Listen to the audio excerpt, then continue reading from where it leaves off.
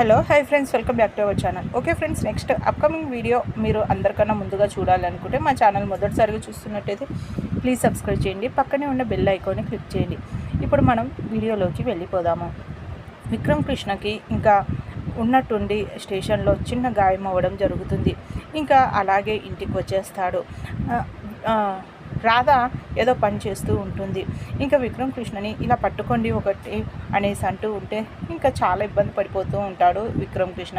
ఇంకా దాంతో రాధ, ఏమైంది విక్రమ్ కృష్ణ గారు, ఇది ఇలా పట్టుకోండి అంటే పట్టుకోవడం లేదేంటి, కాస్త హెల్ప్ చేయొచ్చు కదా అనేసి అంటూ ఉంటుంది.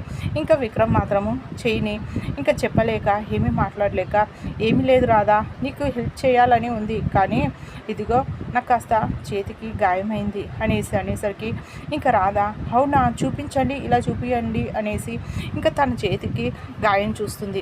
ఇంకా విక్రమ్, ఏమీ లేదు, చిన్న గాయం అంతే, స్టేషన్లో కాస్త గాయమైంది అనేసి విక్రమ్ కృష్ణ చెప్తాడు. దాంతో ఇంకా రాధ, చిన్న గాయం అంటారు ఏంటి విక్రమ్ కృష్ణ గారు, ఇంత పెద్ద గాయం అయితే ఇలా కూర్చోండి అనేసి బ్యాండేజ్ తీసుకొని వచ్చి ఇంకా తను బ్యాండేజ్ వేయడం జరుగుతుంది. ఇంకా రాధ అలా కేరింగ్ తీసుకుంటూ ఉంటే ఇంకా విక్రమ్ మాత్రము తన వైపు అలాగే చూస్తూ ఉంటాడు.